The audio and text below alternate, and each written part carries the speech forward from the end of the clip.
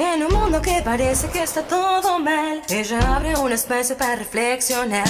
¿Y qué pasó? ¿Qué hay que hacer? Candeno Mix.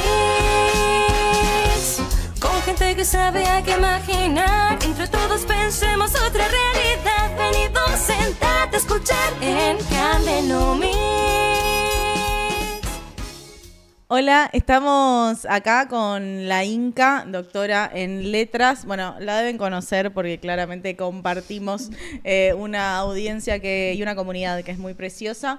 Gracias por venir, Inca. Por favor, gracias por invitarme a este hermoso lugar. Estoy muy a gusto. Qué bueno, me alegra. Si querés, metámonos de una en este presente hostil que estamos atravesando, y me refiero a la Argentina, obviamente, la Argentina preelectoral, pero también en un mundo que está muy convulsionado, ¿no? Sí. Convulsionado por derecha, pero también con ciertas expresiones de convulsión o de resistencia por izquierda. Sí, para mí... Para pensar esta época siempre el desafío es qué es internacional, qué es histórico, qué está pasando en todas las democracias, qué está pasando, incluso podría decir, en el capitalismo, ¿no? Obviamente que después es más complejo, quizás venga mejor hablar de capitalismos, bueno, etcétera, lo que sabemos, pero para simplificar, como en el orden económico y en las democracias occidentales, y qué hay bien argento. Para mí, como que siempre traté de pensar en el análisis como los momentos de intersección, ¿no? De decir, che, esto es re parecido a lo que está pasando en Estados Unidos o al tipo de estrategias que se ponen en juego en otros países, pero a la vez también encontrás dimensiones que, bueno, la antipolítica. Siempre es un clásico argentino que tiene mucho que ver con las crisis cíclicas, que tiene mucho que ver con problemas en la institucionalización de determinadas políticas. El antiperonismo yo creo que también opera. Entonces, como tratar de pensar, ¿viste? Qué de cada cosa y qué en esa conjunción es algo nuevo, pero no totalmente nuevo. Yo por ahí en un momento me pasaba de tratar de vincularlo, como era una derecha internacionalista, de vincularlo, de tratar de pensarlo mucho a partir de cosas que se habían pensado sobre las ultraderechas en Estados Unidos, porque además creo que la derecha argentina de La Libertad Avanza es íntegramente formada en Estados Unidos, o sea, el Partido Libertario es un partido norteamericano, los autores del anarcocapitalismo son fundamentales, pero bueno, es verdad que después uno tiene que ver cómo eso se efectúa.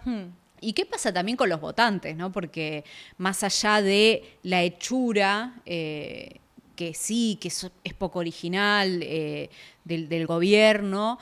Después, bueno, ¿por qué la gente lo vota, digamos, ¿no? Claro. O sea, ¿por qué la gente acá quizás encuentra significados diferentes que los que puede dar un yanqui en Estados Unidos? Y eso también habla de las distintas prácticas, ¿no? Porque, digo, hay algo muy obvio que se ha repetido mucho, pero que para mí es fundamental, que nuestra derecha es cero nacionalista, cero proteccionista, ¿no? Como que tiene lógicas económicas que todos conocemos, aperturistas, deuda. Bueno, ¿qué pasa ahí con esas cosas raras, no? Yo sí me parece que estoy como en esta situación de insistir en lo nuevo, así como una suerte de fetichización de lo nuevo, es un poco un error, porque creo que hay cosas que seguimos arrastrando, que vienen de antes, que tienen lógicas, algunas muy viejas, pero también tratar de pensar la política, la cultura, con las mismas herramientas que hace 10 años, bueno, te estás equivocando, hay un montón de cosas que no las vas a entender o que no las vas a comprender, porque realmente cambiaron y creo que va a cambiar más, esto que vos decías, ¿no? Hay como una insatisfacción que es muy zarpada, que ya lleva bastantes años y que no sabemos bien para dónde se va a resolver. Yo creo que ahí cuando CISEC dice, bueno, estamos en un momento donde están abiertos todos los tiempos o muchas alternativas, yo creo que la ultraderecha está mejor parada en varios lugares por varias razones, pero es verdad que hay como algo de, bueno, nadie tiene medio la vaca atada de qué tipo de propuesta dar para llevar a un rumbo interesante a las personas. Hay como esta idea, viste, de el juego está abierto. Porque no es quizás como en los 90, siempre la comparación es con el menemismo, y bueno, ahora hay un montón de Menem en las listas, o sea, está bien compararlo, y minas muy menemistas en las listas, pero no hay, como en los 90, el consenso de Washington, todos vamos para acá, el neoliberalismo es la solución. Está raro porque lo que está haciendo Trump no tiene nada que ver con eso, o tiene poco que ver, o tiene que ver hasta ahí. Entonces, me parece que hay algo, viste, de una crisis que hace que no haya como tantas certezas. Y que es una crisis más sistémica, ¿no? Porque incluso, bueno, Trump ahora está en su segundo mandato, pero en el medio perdió, Bolsonaro perdió. Digo, hay una cuestión donde yo acuerdo en que las derechas tampoco dan respuesta a un sistema que no da respuesta, porque al fin y al cabo, digo, vos y yo probablemente tengamos condiciones de vida peores que la de nuestros padres y una proyección hacia adelante donde, no sé, a mí me cuesta imaginarme que haya jubilación a la edad que yo esté en edad de jubilarme, porque veo los números y digo, ¿cómo? O sea, ¿cómo va a suceder esto me parece que no se sostiene. Entonces hay algo ahí donde pareciera no haber proyecto de hacia dónde va el capitalismo como lo conocemos, y en el medio tenés como el crecimiento ya no del occidental, sino de China, de un mundo que es más multipolar, y que en esa multipolaridad también se nos presenta como muy desconocida desde acá. Sí, y me parece que eso también hace que haya determinadas transformaciones en la política occidental, que sabemos que es una construcción, etcétera, pero digo, esta cuestión de que la idea de el liberalismo político ya sea algo, qué sé yo, no sé, o sea, ¿no? O sea, esto lo dice Slobodian, que es un historiador que pensó mucho el neoliberalismo, ¿no? Y las ideas más que nada neoliberales, y cómo estas experiencias de estos países comienzan a ya tratar de, o sea, como que los tipos, este matrimonio entre liberalismo y político y crecimiento económico, que era una piedra fundamental, por lo menos en la teoría del neoliberalismo, ya un poco que cruje. Porque China te muestra que no necesariamente las libertades individuales, etcétera, el liberalismo político va a dar lugar a un liberalismo, a un crecimiento económico, ¿no?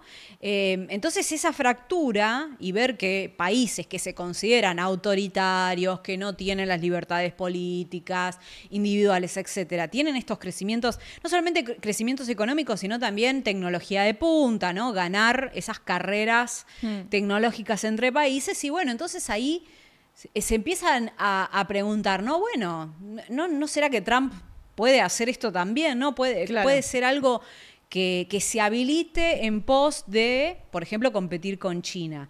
A mí me parece que esas lecturas, o sea, lo veo en la realidad de que sucede, de que ya, y creo que parte de la determinada, no fractura, pues yo creo que es demasiado pronto hablar de fractura, pero esta suerte de maleabilidad que parecen tener los consensos democráticos argentinos post 1983, que igual habría que complejizar, pero bueno, por una cuestión cómoda, digamos que había ciertos consensos que Milei viene a por lo menos discutir. Bueno, quizás también tiene que ver un poco con eso, con que hay determinadas insatisfacciones que la democracia, tal como la conocemos, no pudo resolver.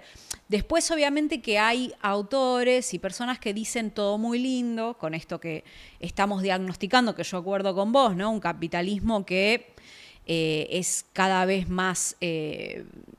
cada vez le complica más la vida a la clase media, la adelgaza, le complica la vida a los trabajadores, digamos, si esto lo ha trabajado Mazzucato, digo, ni siquiera estamos hablando de autores que son de izquierda.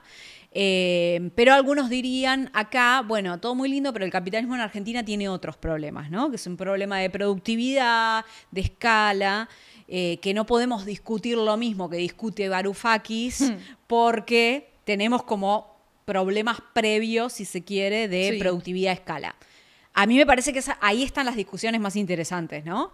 Yo creo, o mi crítica a esos economistas, quizás que se sostienen en la idea de la productividad y la escala es, todo bien, está bien, el problema es que si vos crees que ese crecimiento del capitalismo argentino va por sí solo a generar algún tipo de redistribución, mejoramiento de las mayorías populares, no pasó nunca así en la historia.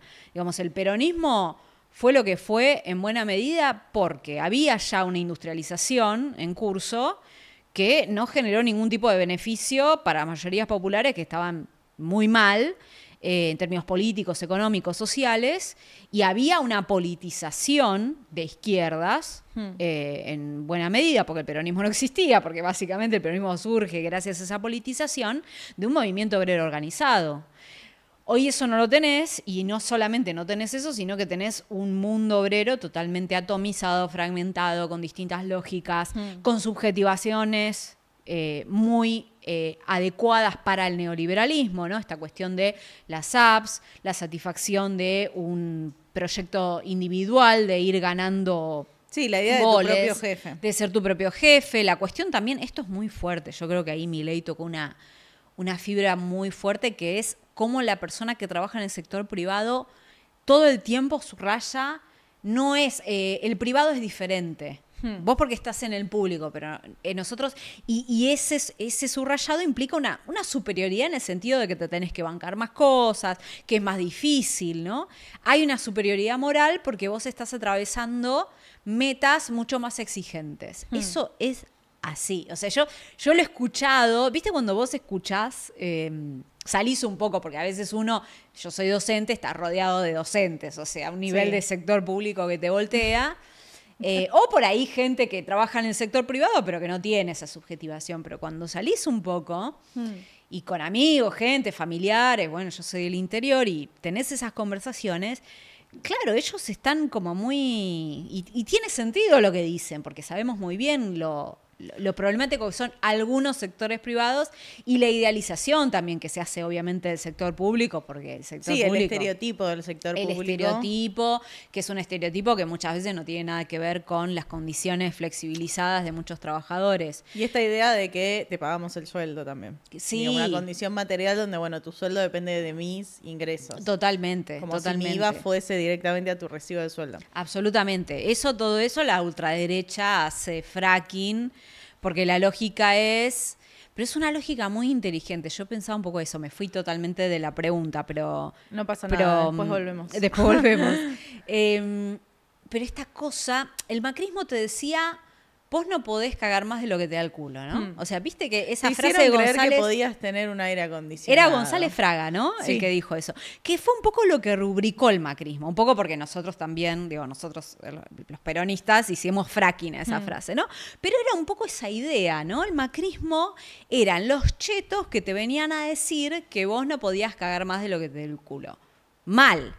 ¿Qué viene a hacer la Sí, otra como derecha? diciéndote, bueno, vos sos argentino, ¿qué te pensabas? Claro, bajá, vos no, o sea... No era para vos esto. Pero Milei, la inteligencia, es que no te dice, está haciendo las mismas políticas, que Sí. básicamente lo que hacen en tu vida material y efectiva es que vos no puedas cagar más de lo que te da el culo, Tiene el mismo gabinete económico, de hecho. total. Pero el relato, la idea, el mensaje, la subjetivación política es... El otro, que no se merece, no va a cagar más de lo que te da el culo y lo voy a bajar hasta tu mismo nivel. No, como que hay una lógica de que no es que vos no te lo mereces, el otro no se lo merece. Y a vos te voy a dejar en el mismo lugar socioeconómico o más abajo. Pero el otro, el médico, el docente universitario, el que desde su estatus simbólico se creía que era más que vos, que sos peluquero, conductor de un Uber, va a estar igual que vos. Ahí está tu reivindicación. Como o sea, lo entiendo muy en el paradigma pobres contra pobres, pero Sí. también como apelando a un revanchismo. Hay una idea de revanchismo y una idea de esta manera, a diferencia del macrismo, no hiero tu valor propio, sino que lo levanto, bajando al de al lado. O sea, no lo levanto en términos Claro, reales. es que no lo levantás. No lo levantás en términos relacionales y sociales, jugando con esas diferencias de capital social que operan en la sociedad, porque lo sabemos, Sí. pero mientras el peronismo lo que te decía es, yo te voy a poner el peronismo que a mí me gusta, no todo el peronismo. Yo te voy a poner una universidad en tu barrio, en el conurbano, porque el conurbano se merece una universidad. Acá en realidad es, voy a desfinanciar la UBA. Si vos no vas a llegar nunca a la UBA. Y es verdad, porque por ahí esa persona dice, yo no voy a llegar a la UBA, ¿qué me importa lo que pasa con la UBA? Que igual yo creo que perdieron esa batalla porque en Argentina hay una conciencia de la educación pública y yo creo, es mi hipótesis, fue mucho más difícil para ellos instalar eso con las universidades por las nuevas universidades que se generaron. Claro. Que hicieron que para muchas personas no sea algo tan lejano como la UBA, la Universidad Nacional de La Plata, sí, que además Rosario. tienen en muchos casos también terciarios, digo, tienen una conexión Sí. con la comunidad y con el territorio que no lo tiene la UBA Sí. porque es en Capital Federal y no Total. existe esa conexión Sí. comunitaria. Sí, pero yo creo que la operación es eso, ¿no? Cuando Lilia Lemoyne dice, bueno, pero el médico del Garrahan, ¿por qué tiene que eligió ser andar? médico? Claro, porque si el peluquero... Y yo me imagino un peluquero por ahí escuchando... Por ahí no, el peluquero dice, mira, está ridícula, sería lo deseable. Pero viste cuando vos decís... Y capaz que la persona dice, claro, ¿por qué? ¿Qué problema? Si yo... El tema es que ¿No? yo lo veo más en términos económicos y digo, no sé, viste, salieron muchos videos de Ubers diciendo como somos cada vez más y ya no se gana Total. tanto porque hay un montón de autos y es como, y sí, flaco, o sea, si Sí. todos bajamos, vos vas a tener menos clientes, va a haber Sí. menos, bueno, lo que vemos en la calle, ¿no? La depresión económica Sí. en todo sentido, donde en vez de pensar la escala y la productividad, nos estamos destrozando la productividad y achicando más la escala. Sí, absolutamente. Yo creo que ese es el límite de este tipo de lógicas. Cuando esa narrativa de poner a gente de clase media baja o baja en contra de la clase media, etcétera, empieza a no tener sentido porque ni tu propio bolsillo se sostiene. Claro. Y hay ya algunos malestares, veremos en las elecciones qué pasa, pero ya los que se dedican a pensar esto, a hacer encuestas, ya empiezan a ver que especialmente los sectores más pobres o en sectores más complicados, ya empieza a haber esta, viste, bueno, no, ya empieza a haber una insatisfacción porque en un punto, lo que pasa es que yo creo que también, viste, siempre es difícil pensar, son las condiciones materiales, el bolsillo lo que determina, y yo creo que es todo también, ¿no? Es las condiciones materiales, el bolsillo, pero también el estatus, ¿no? Muchas veces la política y especialmente las ultraderechas apelan a la cuestión del estatus, la cuestión de la humillación, la cuestión del valor propio, que también el populismo hace eso, el peronismo también lo hizo, pero el peronismo lo hizo en otro sentido totalmente diferente. Sí. No apelar como a una emocionalidad de que, bueno, vos estás mal, pero hay alguien que está peor. Entonces, comparativamente, en la jungla que es, y que eso no lo inventó la ultraderecha, lo inventó el capitalismo, ¿no? O sea, es una jungla y un sálvese quien pueda de capitales sociales donde estamos todos distinguiéndonos, ¿no? Las Claro. cosas que estudió Bourdieu. Pero la ultraderecha pone en juego estas lógicas. Yo sí, por supuesto, creo que no son a prueba de balas. No Claro. creo que no haya nada que las hiera. ¿Viste esa gente que dice, no, esta gente encontró como la fórmula de la política y son infalibles, invencibles? No creo eso. No, y además Sí, es muy nuevo también, como totalmente, para decir eso. Totalmente. Pero bueno, sí tengo que pensar en qué me parece que son efectivos, es como en este tipo de lógicas y de... ¿Y ves un cambio de escenario político en el sentido de que por ahí cierta parte de la política piensa, bueno, esto es un momento y va a terminar como terminó el macrismo y vamos a volver, y piensa como un escenario de nuevo con, bueno, por ahí ya un mileísmo, una Libertad Avanza que se comió al PRO, pero de nuevo peronismo, derecha? Y hay otra rama que dice, no, ahora el escenario político es completamente distinto porque se rompieron las estructuras como las conocíamos. Yo creo que es muy difícil. Yo creo que está todo tan atado a que el gobierno no la choque económicamente sus propios términos, que es la macroeconomía, porque yo creo que si la chocan breve, Sí. como pasó con el macrismo, creo que hay algo del horror vacui, ¿viste? De que no se soporta que no haya. Argentina, sí, podemos, incluso cuando en el se vayan todos, después vino alguien. El que vino era Dualde. O la estructura. Vinieron varios. Vinieron En un mes, varios. como 5. Vinieron varios, claro, sí. Pero quiero decir que ahí, esos partidos, esas estructuras partidarias que estaban respondieron. estaban, ¿viste? Entonces, yo creo que ahí a veces es un poco difícil pensarlo, pero creo que también lo que sucede es que todo lo que no es la derecha está como no sabiendo bien qué para dónde va, qué es. Y lo que es derecha y no es mileísta también. Digo, podemos pensar en Vidal. Sí, exacto. Alguien puede pensar en María Eugenia Vidal. Alguien le puede, en su LinkedIn, alguien puede darle trabajo, además de Samid, que no la veo laburando con Samid. Yo creo, a ver, voy a decir algo, las analogías siempre son tan estúpidas, pero bueno, lo voy a decir. Viste que después del 2001... Sí. De todo lo que estaba del centro a la izquierda, sí, incluyendo por supuesto el peronismo, sabía qué hacer, porque había como una cosa de que el sentido común era mucho más amable, ¿no? Mucho más amable para que no repriman a la gente. Los piqueteros no eran demonios sociales, sino todo lo contrario. Había parte de clase media que los aplaudía, ¿no? Esto lo estudiaba Damovsky, ¿no? Fue un momento de relativa cercanía entre la clase media y los sectores populares. Relativísima, ¿no? Pero si lo pensamos en términos históricos en otros momentos... Sí, Piquete y Cacerola. Claro, el resumen. Y ahí yo creo que los que tenían problemas para rearmarse era la derecha. Viste que durante mucho tiempo el macrismo decía, nosotros no somos de derecha. Era como que tenían que hacer un montón de estrategias para venderse de una manera diferente, casi aséptica, e ideológicamente no marcada por la derecha. Bueno, yo siento que ahora... Muy liberal, además. Muy Macri claro. siempre fue muy liberal. Sí, además, bueno, en un momento coquetearon con el obamismo. Y yo creo que eso tiene mucho que ver con la estela post-2001. Y creo que ahora uno podría decir que nosotros estamos en ese lugar, en donde, viste, no te tenés que vender como o de cuca o de izquierda y tenés que hacer un montón de cosas porque eso está recontra estigmatizado. Entonces hay como intentonas y como un deseo de lo nuevo, pero no se sabe qué forma va a tener y se va tanteando. Yo creo que un poco estamos en eso porque el momento histórico es muy... Macarto.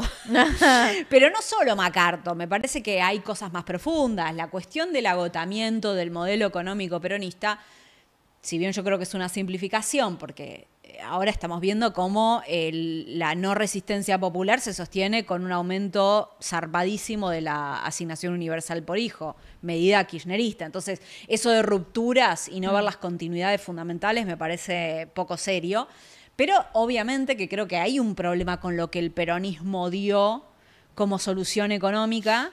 En el propio gobierno lo vimos. ¿Y cuál es el proyecto para adelante, no? El proyecto para adelante, totalmente. Como qué se hace en relación a la deuda, en relación al modelo productivo, en relación a Argentina en el mundo, Argentina en la región, como cuál sería, porque también el peronismo tiene, por un lado, una riqueza que es su amplitud, pero eso complica siempre el análisis de para dónde va a ir. Digo, un peronismo más conservador o un peronismo más de izquierda o más progresista o más qué.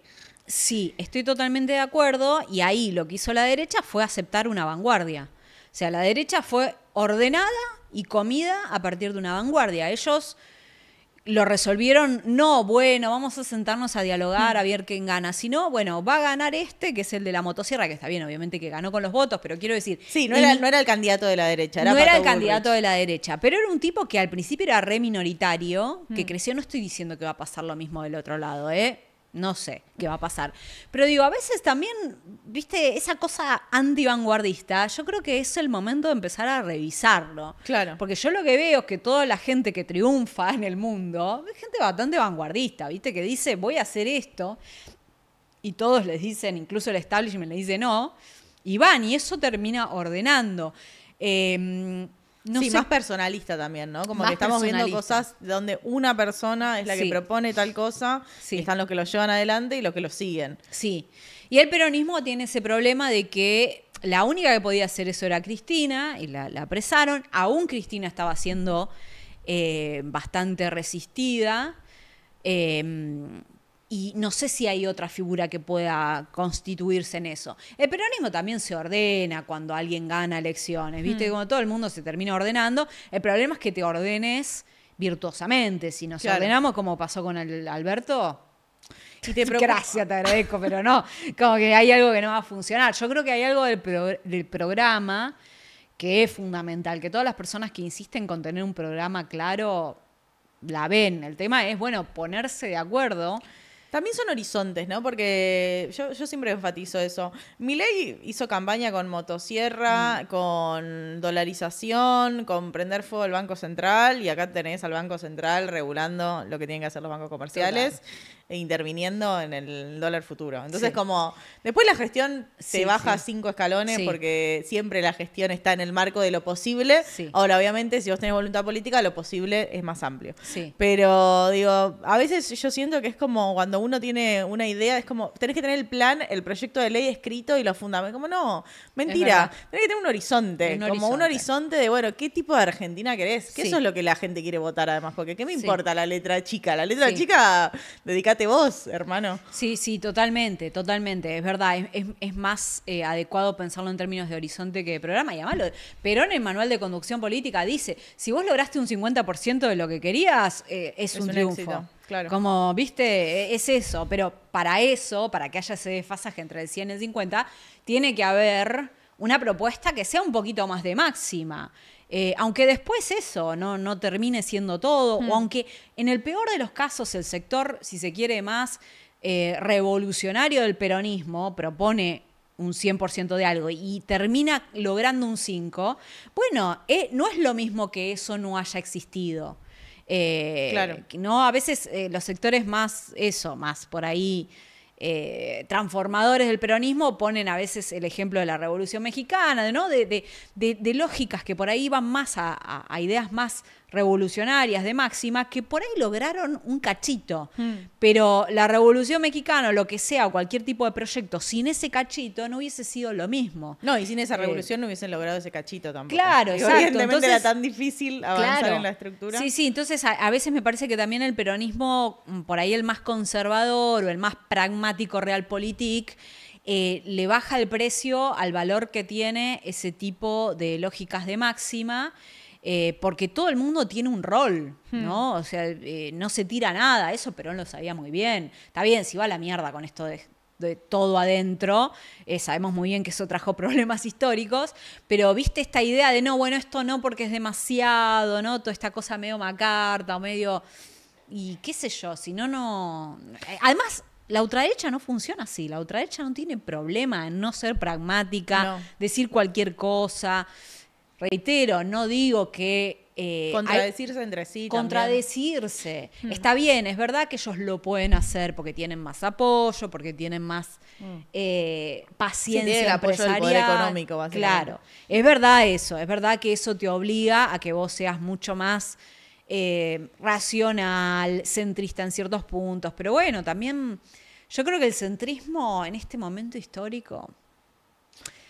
Hay como una idea, ¿viste?, de que el argentino es centrista, que para mí que existe hace bastante, ¿no? Como esa idea del centro. Para mí es errónea. Para mí el argentino y en general las personas, especialmente en estos momentos de redes sociales, es como... Te puede tirar una idea extrema ambientalista o animalista y después te puede tirar una idea extrema de derecha. O sea, para mí en realidad...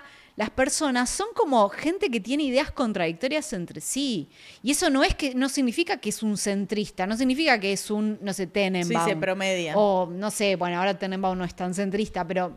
Espera que cambie la ola y va a volver. Claro, va a volver. Pero eso no significa que sean personas racionales que siempre te van a decir una tercera posición de todo, sino que más bien tienen como ideas de izquierda, ideas de derecha, todo mezclado. Por ahí vos ahora le preguntás a una persona en la calle ciertas cosas, una persona despolitizada, que no nada, y por ahí te va a decir cosas como hay que controlar a los empresarios para que bajen los precios, o una idea como morenista o de izquierda o lo que sea, de control de empresarios, y después te puede decir cosas como hay que, no sé, el que mata tiene que morir, qué sé yo, ¿viste? Hay en realidad para mí muchas veces coexistencia de ideas que podríamos decir para nada centristas ni racionales. También me pasó algo ahora que estuve en México, charlando con un taxista que era muy antimorenista, pero también era anti-PRI. El contexto general para la gente es que en México estuvo 70 años el PRI, después vino AMLO y ahora está Sheinbaum, es como, tienen lógica muy de partido único. Y el chabón estaba en contra de los dos, más antimorena, porque decía, estos no solo son corruptos como los del PRI, sino que además son ineptos, me decía. Yo dije, bueno, a ver, vamos a tratar de entrar por otro lado. Y ahí es verdad que se avanzó en una militarización de la policía es policía militar. Y me dice, no, eso está re mal. ¿cómo la policía va a tener como de repente una cuestión re progresista, digamos, de límites en el ámbito de la seguridad interna y del poder que tenía que tener la policía? Y yo dije como, bueno, yo hice todo mi esfuerzo en ese viaje de radicalizarlo por izquierda y es como, claro, es verdad que son medio inconexas las cuestiones y también donde creo que nos pasa en toda Latinoamérica, que es como la cuestión de la corrupción y la cuestión de la injusticia, no la corrupción por el hecho en sí mismo, sino como esa injusticia en el gobierno es algo que cala muy profundo Sí. y que por ahí desde las personas que participamos en política o que estamos como muy manijas con el tema, medio que lo descontamos porque, bueno, qué sé yo entiendo que la corrupción es medio sistémica, ¿viste? Como Claro, que es parte sí. de los gobiernos. Y me doy cuenta que no que es un error, pero que a la gente le importa muchísimo en términos morales. Sí. Hay ahí, o la idea del honestismo, ¿no? Que obviamente uno tiene razones para sostener esas críticas, esos discursos, o ese modo de hacer política, pero es verdad, porque es como... tiene que ver obviamente con la antipolítica, tiene que ver con... todos están ahí para hacerse ricos y para robar y qué sé yo. Y es como... es muy difícil porque justamente los justicieros sociales, las personas que estamos más del centro a la izquierda, si se quiere, para simplificar... siempre queremos hablar de justicia social o injusticia social. El problema es que ahora eso aparece totalmente vinculado con la política y a nosotros nos gustaría llevarlo a otros planos, que son los planos de los empresarios, las clases sociales, los privilegios de clase, y es un gran obstáculo. Y ese es un problema porque muchas veces vos hablas de injusticia social o justicia social y crees que estás diciendo un montón de cosas y por ahí la persona lo que está pensando es los políticos se roban la plata, claro, que no tiene nada que ver con lo que vos querés tratar de iluminar. Y si bien es verdad que muchas veces eso termina gastándose porque hay persecución de la casta política, meten presa a Cristina, sé yo, y la gente sigue pasándola mal, entonces en algún momento también se gasta porque la propia sucesión de los hechos y la propia nafta de los partidos antipolítica, ¿no? De la política antipolítica como Milei, se queda sin argumentos, ¿no? Es un poco lo que sucede cuando perseguían al Ministerio de la Mujer y a las feministas y ya está. Ya estamos totalmente tiradas en una zanja, nadie nos tiene en cuenta ladeadas y los problemas no se resuelven. Entonces, me parece que además de esperar que se gaste y caiga por su propio peso, es algo importante para recuperar y decir, bueno, a ver qué tipo de política podemos proponer que se haga cargo de este tipo de planteos, ¿no? Que no sostenga determinadas lógicas que son... Que tiran agua o que tiran nafta a ese fuego que ya existe. Claro. No, tampoco para estar, viste, no sé, Pepe mujiqueando, no sé, bueno. Pero no tanto. No tiene que ser una chacra lejos. Claro, no tanto. claro. Pero bueno, algo de tomar esa dimensión, qué sé yo, me parece importante. Quiero abrir muchas puertas, pero para seguir un poco con lo que estábamos diciendo, ¿ves un riesgo o un crecimiento, si se quiere, del lado más conservador del peronismo? Digo, especialmente en las juventudes, esta idea de Dios, patria y familia. Yo lo veo que es algo, una subcultura que aparece, que está vinculada con el antisemitismo. No me refiero a lo que la Daya le dice antisemitismo, que básicamente criticar el accionar del Estado de Israel, no me refiero a eso, me refiero a antisemitismo de verdad. O sea, no es tan... O sea, sí, a veces puede ser difícil, es verdad, en estos momentos tan complicados encontrar como la diferencia, pero yo creo que no es tan difícil, que uno puede darse cuenta de cuál es la diferencia. Entonces aparece el nacionalismo de derecha, que es algo que en el peronismo... El propio Perón dijo que eran unas piantavotos, digamos, porque el peronismo se constituye con ese tipo de nacionalismo, pero después medio que los ladean. Esto es algo que han estudiado los que pensaron la derecha en Argentina. Y sí, es algo que veo que son subculturas que en algún momento han tenido como una posibilidad de mainstreameo cuasi. Yo lo que veo es que no me doy cuenta si es algo que va a poder crecer tanto porque siento que ese conservadurismo ya está tan representado por Milei. Claro. Que lo veo como medio, viste, estar poniendo los huevos en una canasta, los huevos literalmente y figuradamente, en una canasta equivocada, porque ya está ocupada, pero creo que puede subsistir como una subcultura, como una lógica, sí, ideológico-cultural, especialmente juvenilista, que opere, que sí, que es medio triste, pero bueno, yo no pude hacer mucho para que... Para mí lo deseable sería que eso subsista como una estética, ¿viste? Como gente diciendo, performando. Sí, el Dios, Patria y Familia. Algo bien digital y que no pase a lógicas como querer imponer determinadas agendas, sí. O no sé, siento que por ahora es bastante subcultura y que cuando han probado presentarse a elecciones o cuando uno ve los sondeos electoralmente es algo menor, pero bueno, a veces también, viste, son tan ruidosos que complica cualquier tipo de avances en un sentido diferente al de Milei. Digo, a ver, Milei es un tipo que, por ejemplo, para hablar del problema de la natalidad, que es un problema económico, del futuro, digamos, ¿no? De qué vamos a hacer de la reproducción de nosotros como especie. Sí, absolutamente. ¿Qué vamos a hacer desde la cuestión de las jubilaciones hasta la cuestión de los cuidados? Y tenemos la oportunidad, pero literalmente, el bono demográfico del que habla en el momento donde vamos a tener una oportunidad buenísima para hacer algo a futuro, va a ser en 2034. O sea, tenemos unos años para prepararnos y para plantear una agenda que esté buena y que sea lo contrario a Milei, de capacitar y fortalecer los empleos de cuidado, formalización, todo lo que va a favorecer a las mujeres, básicamente, porque son las mujeres las que trabajan en esos empleos. Y no lo podemos hacer porque tenemos un grupo de muchachitos que dicen, feminacia, feminista, pañuelo verde, ¿viste? Pienso ahora en la lista que hay una mujer, que es una mujer del masismo, que no es un... quizás, si tengo que decir, bueno, el sector más liberal del peronismo, que yo no me siento tan cerca, me siento más cerca de otro tipo de expresiones, pero es una mina que es feminista, o sea, sé que va a plantear cosas que me gustan en ese sentido. Después en otros puedo estar en desacuerdo, pero Jimena López creo que se llama. Sí. Y ya tenés gente llorando, entonces vos decís... Es imposible, no vamos a poder hacer nada en este sentido, que no es solamente para, no sé, ponernos contentas a las que escuchamos Futurock. Es una cuestión fundamental de qué vamos a hacer con el sistema de cuidados, qué vamos a hacer con esa agenda que realmente es una agenda del futuro. La Organización Internacional del Trabajo dice que se van a generar millones de puestos nuevos de laburo ahí, que van a ser ocupados por mujeres, porque los tipos no van a ir a cuidar. Entonces, eso, ¿cómo se va a hacer? ¿Cobrando 2,50 mangos, haciéndolo gratis, como pretende La Libertad Avanza, porque nos quiere el cuento de la criada? Ahí, viste, me jode un poco porque son gente muy ruidosa. Sí. Que a veces los políticos... Y con cierta nostalgia del pasado, ¿no? Porque yo veo que es como...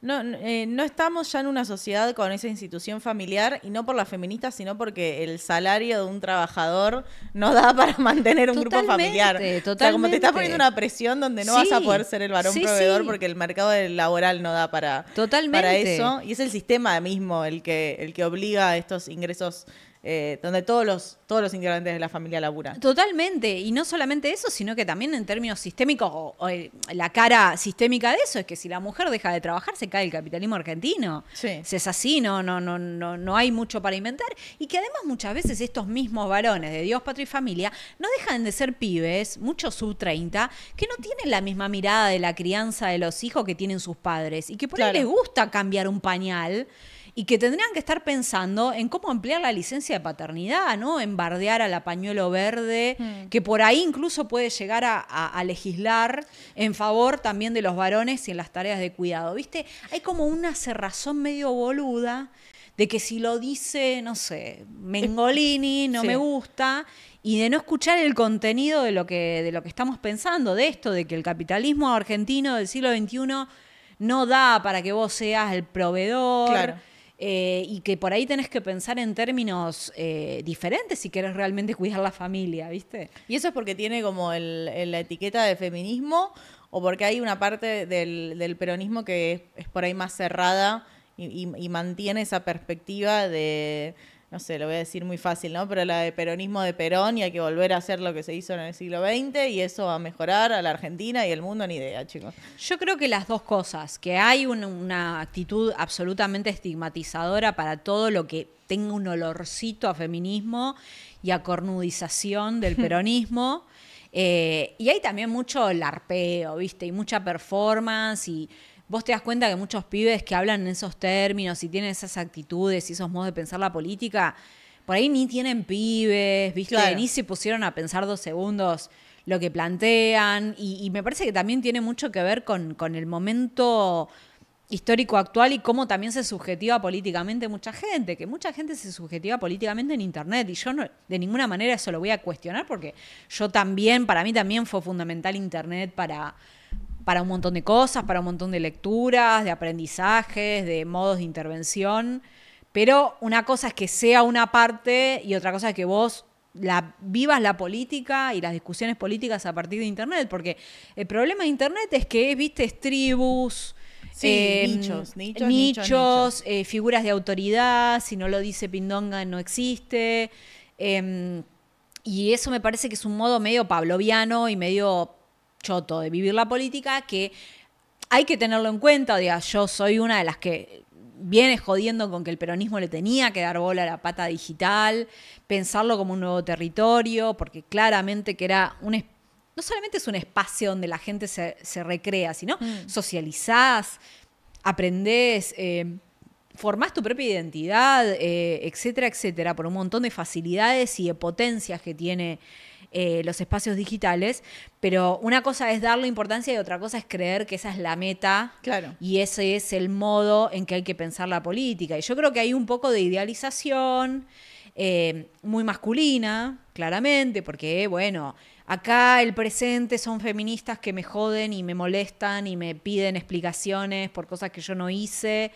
En cambio, allá lejos, en este mundo ideal, ¿no? En esta edad dorada, que es un poco también lo que hace Milei en otra escala cuando te dice que en un momento Argentina era potencia y el granero del mundo y después llegó la democracia y todo se arruinó. El granero del mundo era la potencia, además, chicos, por definición. No puede ser el granero del mundo y la potencia. No, claro, ahí no sé, ¿quién era el que pensaba eso? Alperindongui, el de las proveedor de materias primas. Había un historiador como re cosa que uno veía en el secundario que te explicaba que no funcionaba así. Que justamente una potencia se hace con otras lógicas, que no es proveyendo materias primas. Pero sí, espero que eso se gaste. También, por supuesto, es una responsabilidad, no de las feministas, porque no, sino de la política, de aprender también a desarmar esas lógicas de manera inteligente. Pero son lógicas reactivas, son lógicas de, bueno, no puedo lidiar con el presente, entonces me voy a un mundo. Hay mucho de utópico en el peor de los sentidos, porque son restablecimientos de órdenes que es muy difícil. ¿Pero es utópico o es nostálgico? Es nostálgico. Pero digo, esto de no hay tal lugar, ¿no? Claro. En el peor de los sentidos, por eso ni siquiera es, como diría Galeano, que te ayuda a caminar la utopía, sino que en realidad es como, no hay manera de reconstruir eso. Y lo ves muy acotado a la virtualidad. Yo sé que haces muchas presentaciones en vivo, con Saborido, como que hay un contacto ahí con la gente mano a mano.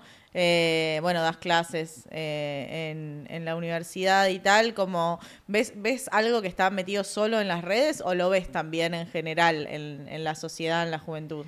Yo creo que hay cosas que sí por ahí saltan el cerco, pero por ahí de gente más politizado que está más en tema. Pero muchas veces también lo que veo es mucha fragmentación de incluso lo que le llega de las redes a cada persona según la red que utilizan. Si vos entras a TikTok hay un nivel de... Hay muchas más figuras mujeres, hay mucho más feminismo, en Instagram también, ¿no? Twitter es más masculinizado, entonces también Twitter depende... es más violento también. Y es más violento, depende mucho de qué consumís, pero también es verdad que sí, que por fuera de internet no... Hay algo del orden de que cuando se habla de que en Twitter estamos en una burbuja, es verdad. Porque hay cosas que no se discuten en esos términos, que no... que no llegan así, Claro. preguntas que no se hacen. Yo me acuerdo que en el momento más álgido de todo este macarteo peronista en contra de las feministas y de todo lo que tenga un poquito de olor a zurdo, las discusiones que había afuera, las básicas, era, bueno, ¿qué hacemos con este frente que no están dando ni para atrás ni para adelante? Como que O sea, durante realmente... el gobierno anterior incluso. Claro, realmente estaban eran otras las discusiones. Yo creo que en el único lugar en donde me propusieron la discusión sobre el problema de progresismo dentro del peronismo fue en Almagro. Pues fui a Neuquén, a Tierra del Fuego, a Florencio Varela, no sé, estuve, pero posta, como Sí. 40, creo que fueron como 40 o 50 básicas de distintos lugares. No era un tema, a nadie le importaba el progresismo, ¿viste? Claro. Es comprensible que sea una preocupación en lugares donde el progresismo como identidad política es bien fuerte, como en Capital Federal, Rosario, pero la verdad que era un no tema y vos entrabas a Twitter y era, le deconstruyen el género a la pava del mate y eso va a hacer que voten a Milei y por ahí lo que está pasando en inflación va a ser que voten Claro, a sí, Milei. sí, es más mundano. O la antipolítica, o quizás sí también el masculinismo y el antifeminismo, pero no necesariamente eso se constituye a partir de los errores faloperos de los progres, sino que realmente hay una reacción por las cosas importantes que logró el feminismo, ¿no? Por las pavaditas o Claro. las cosas sobregiradas simbólicas, ¿no? Que es muy fácil reírnos de eso y señalar que es un problema porque el sobregire siempre es algo ridículo, pero en realidad... No, y la parte más policía, si se quiere, del progresismo es un bajón incluso para quienes estamos de este lado. Totalmente, digo, es un bajón totalmente. ponerse en esa cosa momento. de señalar, bueno, siempre va a ser un problema y hay que señalarlo y hay que obviamente hacerse cargo. Pero en general el antifeminismo que tiene éxito y que termina constituyéndose y se institucionaliza es el del AGE, Claro. es el del Opus Dei, es del de la gente que no quiere aborto, que no quiere ESI, que no quiere... la discusión del contrato sexual, es Nicky Márquez, ¿viste? Esa es la gente que quiere plantear su agenda reaccionaria, no es la gente que se cansó de, bueno, el señalamiento progre. Eso, por supuesto, pudo haber ayudado, pero me parece que son cosas de nicho. Sí me parece que lo que pasa con Internet es que si bien muchas cosas que pasan ahí son muy de nicho, lo que ha sucedido es que a veces es el territorio de emergencias que luego pueden ser dominantes, ¿no?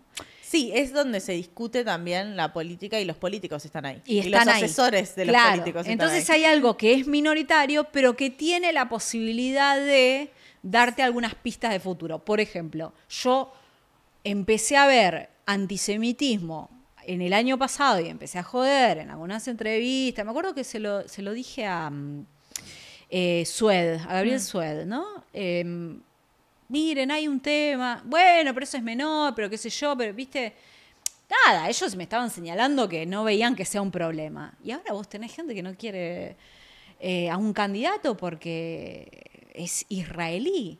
Entonces, a veces, cositas que uno ve por estar ahí, por hacer cierta etnografía, por ver cómo eso va creciendo, te puede dar una información de futuro, del futuro próximo, que muchas personas que por ahí no están tanto en Internet o que usan Internet como lo usa la gente normal, que no Sí. es no habitarla, sino utilizarla para para estar un ratito, no ven esas cosas, ¿viste? Y te discuten, porque te dicen, no, estás viendo fantasmas, ¿viste? Yo me acuerdo que una discusión o algo que le decía a algunos colegas, por ahí streamers, che, este integrista, no le des cámara, porque es gente que es antisemita, que ve Claro. todo muy silbato de perro, todo muy sutil, pero es antisemitismo, no es una crítica, no es Vanina Biasi, o no sé, o, viste, Sí, no es gente que está... haciendo una lectura, una crítica política al Estado de Israel Exacto. por un conflicto geopolítico, no, es gente que está diciendo que los judíos no son argentinos. También pasa que con el estado de situación actual del genocidio en Palestina, yo siento que crece, sobre todo en Argentina, donde es un tema que no tiene la visibilidad que tiene en otros países. No, De nuevo, sí. yo en México, en cada cafetería, lugar común, calle, lo que sea, vos encontrás banderas de Palestina. Y acá no pasa eso en No, la Ciudad no pasa. Autónoma de Buenos Aires. Recién ahora... Digo, hubo hace poco una marcha por Gaza y hubo como las universidades, en algunas universidades se está hablando del tema, pero yo creo que eso hace que quienes tienen antisemitismo en sangre, digamos, que es pesado en Argentina. Digo, el rol también del antisemitismo en la última dictadura cívico-militar, digo, hay una raíz antisemita fuerte y que también que los medios estén tan blindados al tema Palestina y que consumamos medios que son muy línea Departamento de Estado y Mossad, es como alimenta todos los fantasmas que existen alrededor de eso. Sí, es que es muy complejo porque es esta lógica de señalar el antisemitismo y no ser la Daya, ¿viste? Claro. O sea, señalar el antisemitismo y no ser esta gente que le dice antisemita si vos hablas de genocidio, si vos usas la palabra genocidio. Es muy complejo, pero creo que no hay que, ¿viste? Sí, no hay que subestimar el antisemitismo. Claro, no hay que subestimarlo porque sí, de repente está diciendo tipo genocidio palestino y viene uno y es como, sí, porque son la elite financiera y manejan. Pará. Claro, viste como ese meme que estás tirando de la cuerda y mirás así y está como sí, tipo, no, pará, yo no pienso eso. No. Es muy complejo, sí. Pero bueno, a mí me molesta cuando termina generando, en nosotros políticos, en el peronismo, cuando termina saliéndote el tiro por la culata, porque eso se alimenta, nadie pone un freno, se permite, se habilita, ya te digo, dándole cámara a gente que claramente es antisemita. ¿Sentís que hay una raíz antisemita en el peronismo? El peronismo lo tiene, lo que pasa es que el peronismo lo ladeó.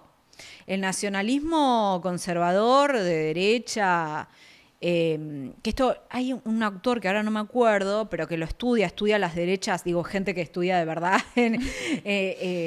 académicamente las derechas, y que esto lo trabajó, obviamente que el nacionalismo de derecha estaba adentro, muy conservadores, pero después Perón empezó con que eran piantavotos, ¿no? Como que se fueron ladeando, como que ese tipo de nacionalismo a Perón no le servía, y después Perón tuvo vínculos con el Estado de Israel en sus inicios.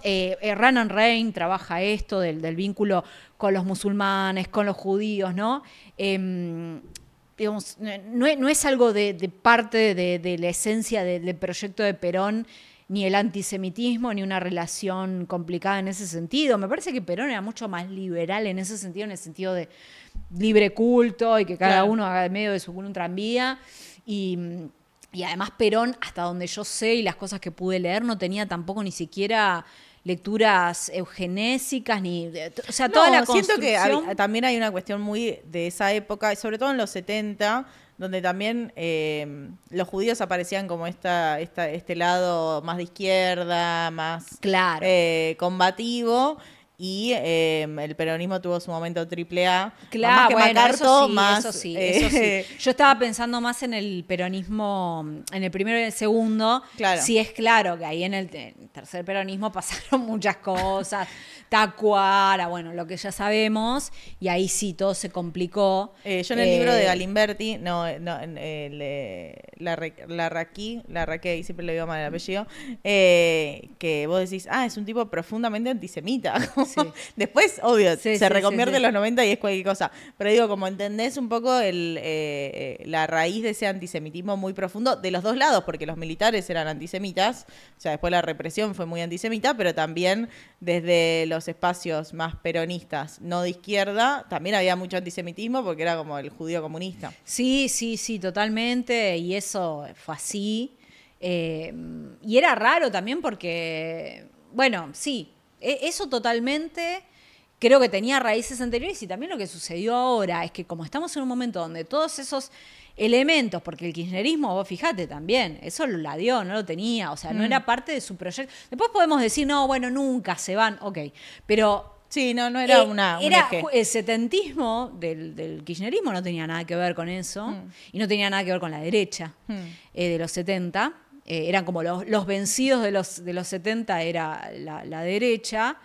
Y eso me parece que en este momento tan falopero, donde todas esas tradiciones que eran marginales ahora tienen la posibilidad de ir al centro de la escena, porque lo que considerábamos más dominante o normal está en crisis, entonces ahí aparece todo lo minoritario.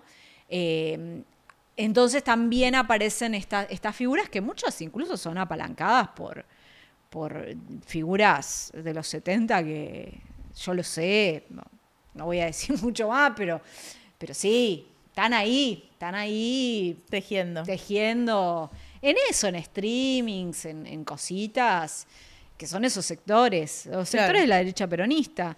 Lo que pasa es que para mí eso es muy problemático porque te puede salir mal, es muy problemático porque se aleja para mí del espíritu de Perón, del primer y del primer peronismo y del segundo peronismo, que era una lógica, un nacionalismo muy diferente, ¿viste?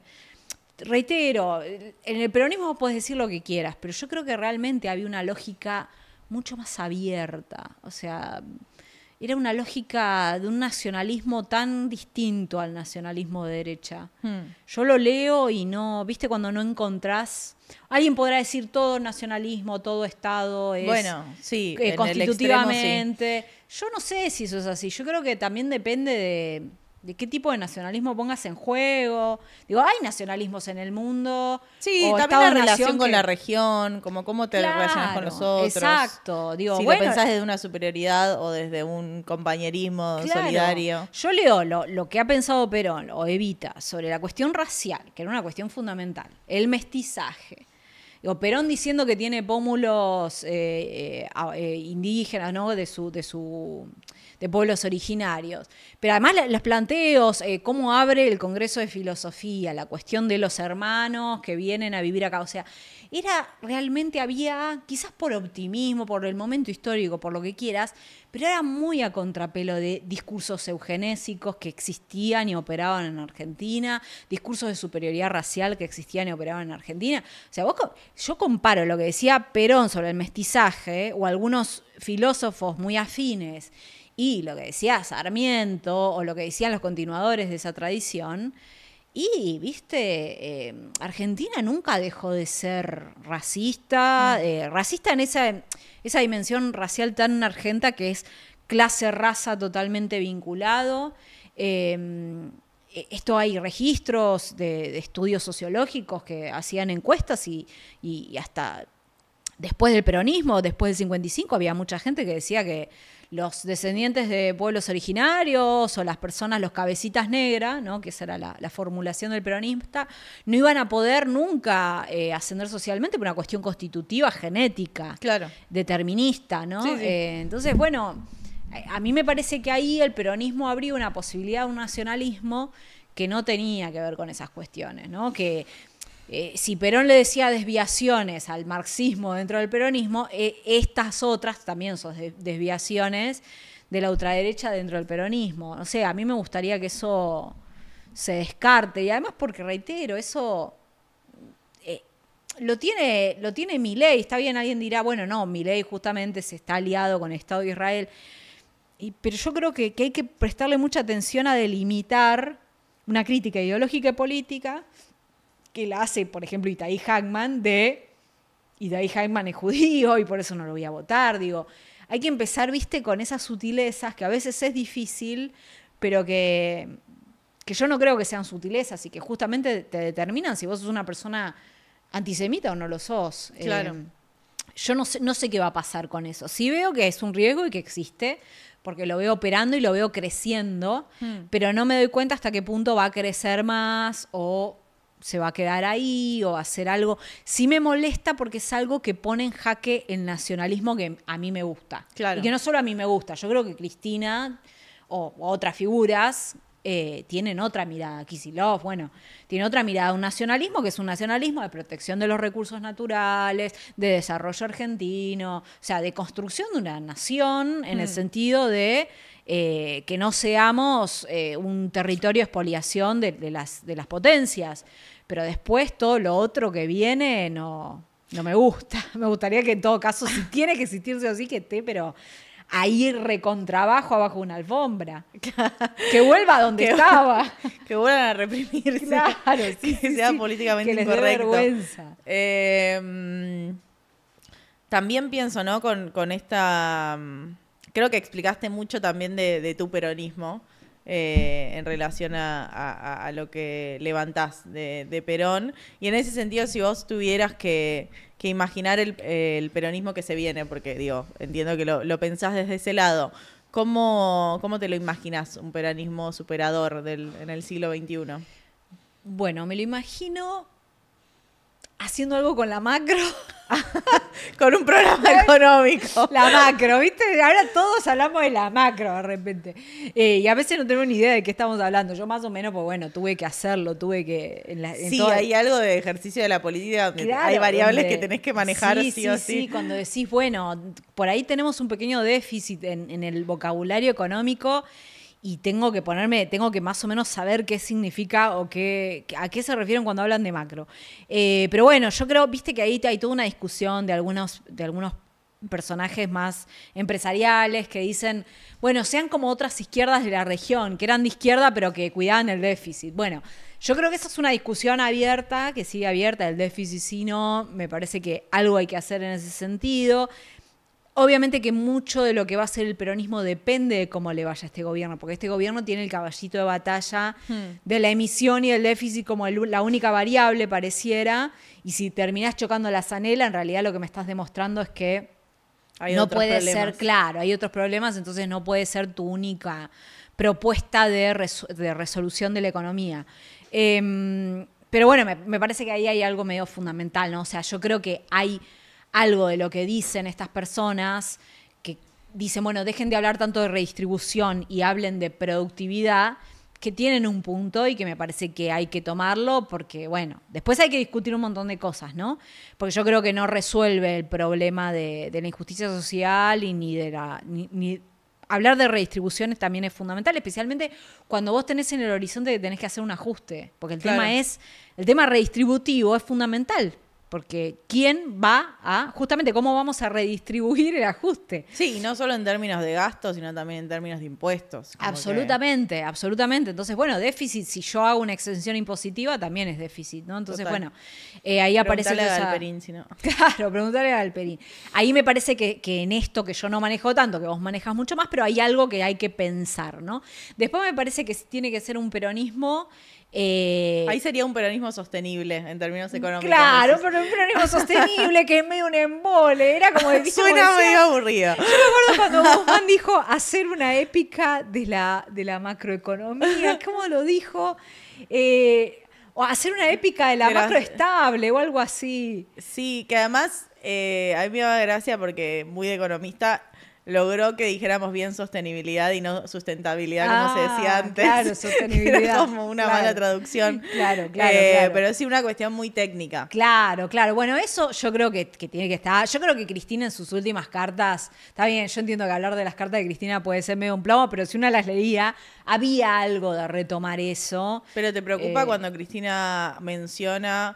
Cristina tiene algo en contra de los docentes, no sé qué es, hace muchos años, que a mí siempre como que cuando la escucho vengo todo bien, yo tengo creo que generacionalmente nos ha pasado, ¿no? Los discursos de Cristina Cadena Nacional nos pasó en una edad muy temprana. Para mí Cristina siempre fue una figura femenina muy importante. Sí. Era como, wow, primero como habla, ¿no? O sea, Sí. tiene un encanto, un carisma que es innegable, pero además era una mina bastardeada por todos lados y ella ahí como Sí, mujer fuerte. Sí. Creo que fue como una referente más allá de la ideología política de cada una.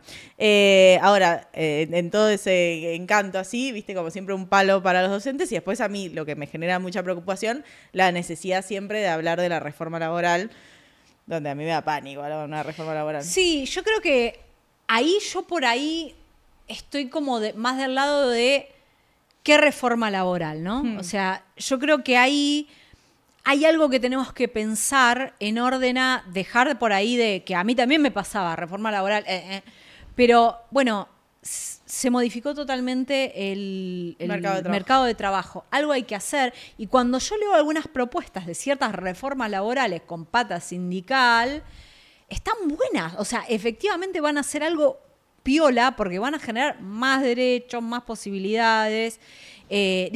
Por ejemplo, cambiar los horarios de trabajo es una reforma laboral. ¿Cuánto hay que trabajar? En línea con lo que están haciendo otros países.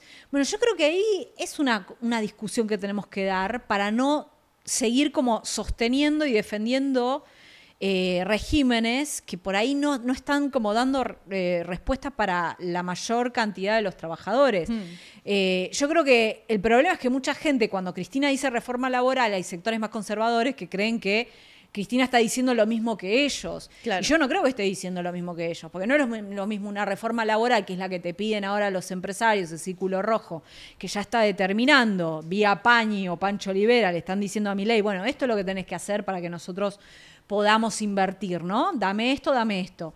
Y no es la misma esa reforma laboral que ellos quieren que la reforma laboral que puede llegar a proponer el peronismo, con apoyo y banque y propuestas de los sectores sindicales. Yo creo que a esas discusiones no les tenemos que tener miedo. Y mirar la letra chica, ¿cuál es la letra chica?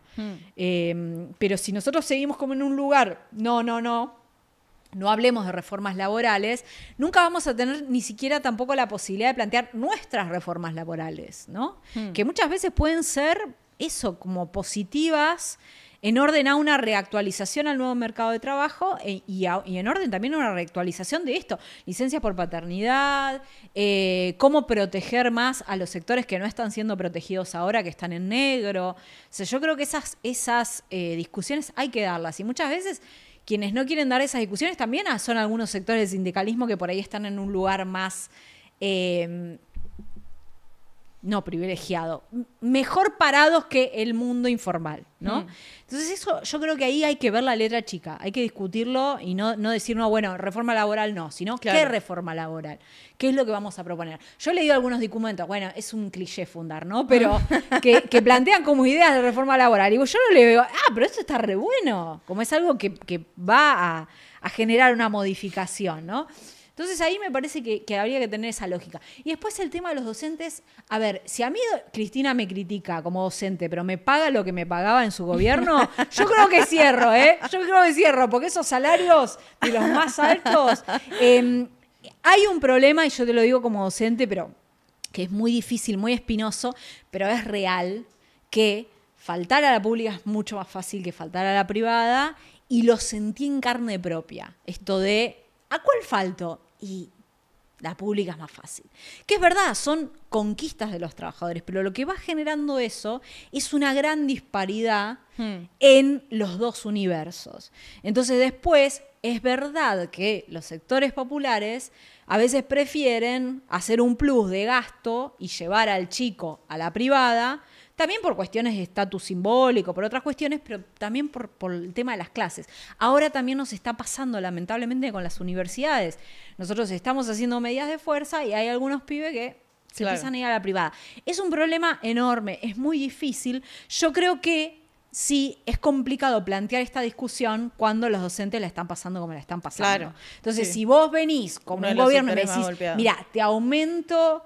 te vas a tener un sueldo espectacular y ahí te empiezo a exigir, bueno, ahí me parece que es una conversación que se puede dar en otros términos. A veces dar este tipo de discusiones en este momento, donde estamos tan mal los docentes, y cae. Entonces, son discusiones que hay que dar con mucho tacto y con un quid pro quo, ¿no? Con un quid pro quo, pero bueno, sepamos que es real. Es con real. Una hoja de ruta, ¿no? Porque si no siento que lo abstracto es lo que da miedo también. Como, bueno, vos me decís reforma laboral y yo pienso lo que el mainstream piensa de la reforma laboral. Vos me decís los docentes laburan poco y me lo puede decir expert también. Totalmente. Es como, decime qué, cómo y... Sí. ¿Y vos decís que ese qué y cómo está o que hay que hacerlo? Yo creo que hay algunas ideas, lo que pasa que es como que, bueno, Argentina Humana tiene su idea, La Cámpora tiene su idea, Kicillof tiene su idea, ¿no? Porque tienen sus propios equipos económicos, los think tanks, que mi crítica, pienso en Fundar porque es el que más leo y que más me... Pero bueno, mi crítica siempre es política, ¿viste? Como la típica crítica político-ideológica a lo tecnocrático, ¿no? De que, bueno, acá tiene que haber una politización y muchas veces las personas que son de este tipo de organizaciones no tienen esa muñeca, te pueden dar insumos muy interesantes para discutir, porque hay gente que trabaja de hacer encuestas, ideas, ver qué están haciendo. Datos, pero después también la conversación política e idealmente la participación política resulta en mejores medidas. Sí, absolutamente, y además también a veces para que la gente quiera subirse a tu tren, tenés que caer o tenés que utilizar determinadas herramientas que muchas veces, viste, especialmente los antipopulistas como que no les gusta ese barrito, viste, como que también hay una idea de cierta élite dirigente en Argentina que es, bueno, todos lo podemos resolver con hilos de especialistas o siendo racionalistas, y a veces no, a veces hay que meterse en determinados barros, hay que tener articulaciones culturales de determinadas características, traer tradiciones que le dicen algo a la gente, símbolos. Claro. Por ejemplo, para mí, hablar sobre educación y salud en términos feministas es algo que le puede llegar a gente, a chicas que les interesa el feminismo pero que no les interesa por ahí la cuestión laboral en el sentido más del sindicalismo, ¿no? Como, che, esto habla también de tu estatus como mujer en la sociedad, de tu poder en la sociedad, ¿no? No solamente discutir lo que hizo la estrella pop del momento en términos de género, sino qué va a pasar con la educación, la salud. Esto de la docencia, si bien yo creo que hay un punto, pero porque uno también lo lee, lo sabe, es algo que le pasa a las familias en los sectores populares y lo sabes como docente, que yo he dado clases en secundario, y como también en este tipo de estudios que demuestran cuál es la relación de los sectores populares con lo privado y lo público, y cómo hacemos de verdad, más allá de lo ideal, en la realidad efectiva, para mejorar lo público. Bueno, si hay muchos paros, es un problema. El tema es que, bueno... Porque hay muchos paros. Exacto. Entonces, creo que además de una rejerarquización salarial que tiene que haber, también tiene que haber una rediscusión profunda en términos de, bueno, son empleos que se pagan menos porque están feminizados. Y en un mundo en donde cada vez van a ser más importantes las tareas de cuidado, son probablemente trabajos que no se van a poder mecanizar ni tecnificar, como piensa, no sé, Pergolini. No creo que vaya a suceder según la Organización no va a haber Internacional de Trabajo, ¿viste? O sea, hay un montón de organizaciones, este tipo además de organizaciones que no tienen nada que ver obviamente con nada de izquierda, pero que dicen, bueno, los trabajos más requeridos van a ser, y te hacen una lista, que es medio problemático, pero bueno, todos te ponen la docencia como algo fundamental. Bueno, nosotras y los sectores... Sobre todo la docencia en las personas que son más dependientes del cuidado. Claro. Donde claramente no solo le estás enseñando a contar. Sí. Tiene mucho más que ver con la pedagogía y con la contención y con la relación humana. Sí, que con total. No sé el conocimiento en sí. Claro, no sé que vos quieras psicópata, criado por cosas, lo vas a necesitar. Y en ese sentido, bueno, ya que son el futuro, ya que son como en términos...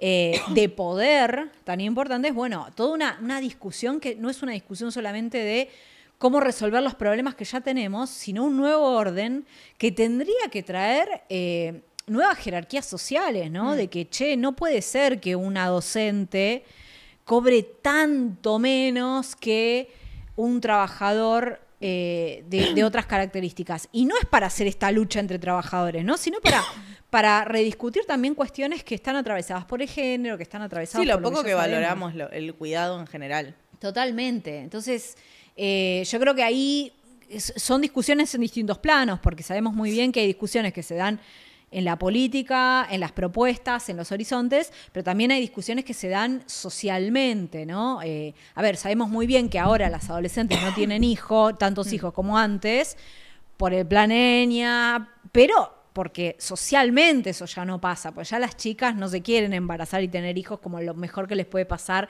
a los 15. Claro. Entonces me parece que son discusiones ideológico-políticas y de poder que se van dando en distintos planos. Yo creo que no le tenemos que tener miedo a esas discusiones, pero también que tenemos que plantear nuestra propia lógica, como decís vos, de una manera clara, con contenidos claros, ¿no? De, bueno, ¿por qué hacemos esto? Porque tenemos este problema. No podemos seguir siendo conservadores. Ahora, eso no significa que tengamos que comprar el paquete de Milei, de la EA, ¿no? Que siempre te dan las mismas soluciones y que además tampoco han demostrado que funcionen mucho, ¿no? Hasta donde yo sé, el tipo de flexibilización laboral que proponen esos sectores... No, hay un trabajo muy bueno de la OIT, de hecho, que muestra cómo las reformas laborales no generan más trabajo. Las reformas laborales que disminuyen los derechos, digo, vos haces lo que te piden los empresarios simplemente lo que hacen es despedir y contratar gente, pero el volumen queda igual, o sea, solo le mejorás su margen de ganancia y le achicas los costos. Claro, entonces, bueno, esa reforma laboral no. ¿Qué reforma laboral? Yo creo que ahí, bueno, también la responsabilidad es del movimiento obrero organizado, Pero ya te digo, como yo creo que es verdad que tenemos que salir de una lógica reactiva y conservadora y dejar de ponerle ese lugar revolucionario y transformador a la ultraderecha, que es muy difícil, porque en un punto vos decís, bueno, Inca, todo bien, pero si quieren destruir la universidad, yo me tengo que poner conservadora para proteger la universidad. Por supuesto. Yo digo como, bueno, por lo menos incluso en términos hasta discursivos, te diría, de salir de ese lugar de reforma laboral. Bueno, sí, disminuirlo, claro. Lo que dicen las vanguardias del movimiento obrero organizado a nivel global. Porque también hay toda una movida, ¿viste? En Estados Unidos, lo vi hace poco, están empezando, el trumpismo está empezando a mirar con buenos ojos a algunos sindicalistas, ¿viste? Le está empezando a dar lugar. Hace poco hubo como toda una...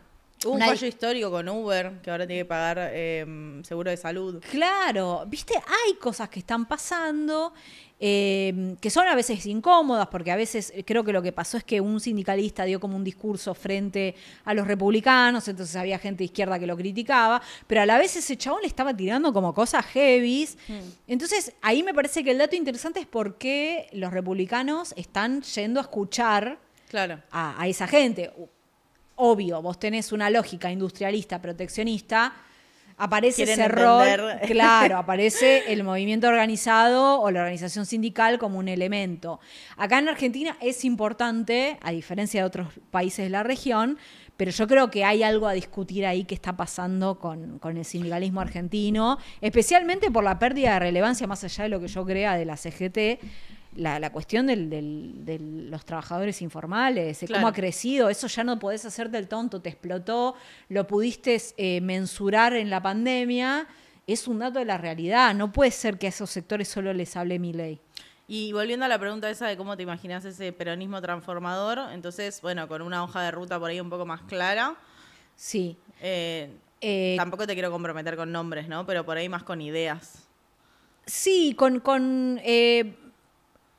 pensar en este nuevo movimiento de trabajadores, cómo organizar lo que efectivamente tenés y no solamente la columna vertebral histórica que ya conocemos, o sea, ampliar la idea del tu sujeto, que se supone que es el trabajador, no es el descamisado porque ya no existe, pero que es el trabajador.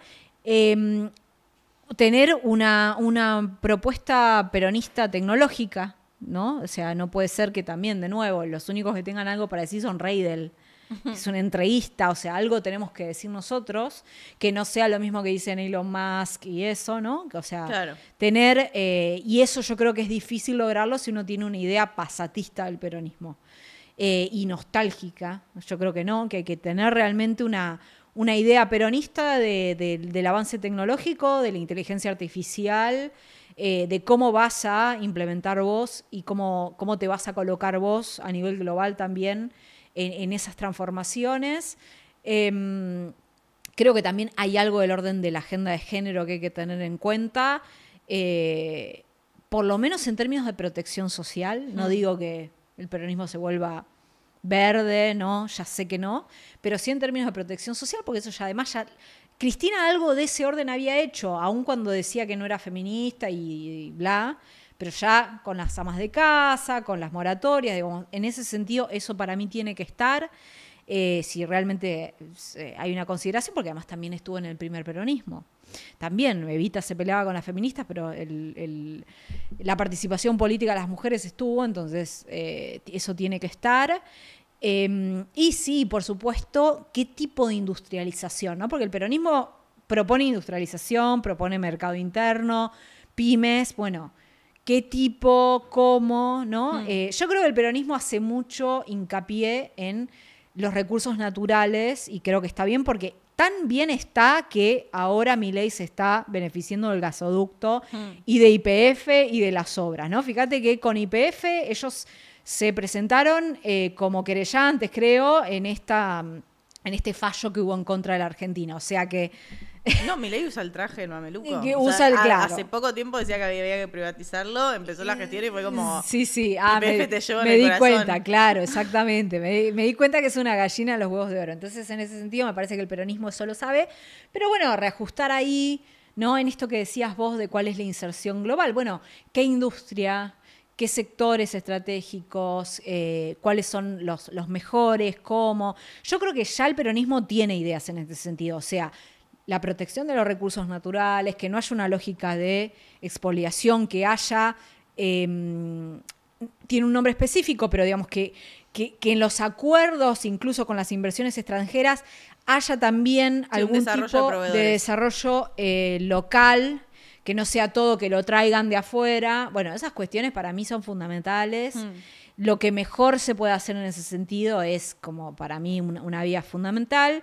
Y un nacionalismo que no sea un nacionalismo de exclusión, diría Moreno. Lo que pasa es que para mí Moreno un poco tenía un nacionalismo un poquito de exclusión en ciertos aspectos, pero me gusta su idea de ponerle ese nombre, que sea un nacionalismo que ponga el acento ahí, en la protección de los recursos naturales, en el desarrollo argentino, más obviamente inversión en ciencia y técnica. Yo creo que son cosas que, a ver, cuando algunos son un poquito nostálgicos es porque estaba bien, porque me parece que cualquier tipo de hoja de ruta futuro un poco también va a retomar eso. Claro. El nivel de inversión que había en ciencia y técnica, en educación, esas son cosas medio fundamentales para cualquier tipo de lógica, incluso futurista, ¿no? De, bueno, si queremos tener un desarrollo tecnológico peronista, no hay manera de no hacer eso sin los recursos humanos, sin el capital humano.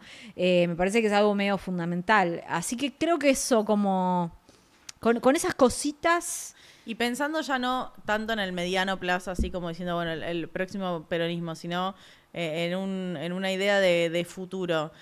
¿Pensás en ese futuro, en ese largo plazo? ¿Tenés una imaginación, una imagen de ese futuro? ¿O sos más de lo que va a pasar en el mediano plazo, a lo sumo? No, qué sé yo. Sí, porque creo que uno ahí está muy atravesado por la imaginación de la ciencia ficción, ¿viste? El imaginario.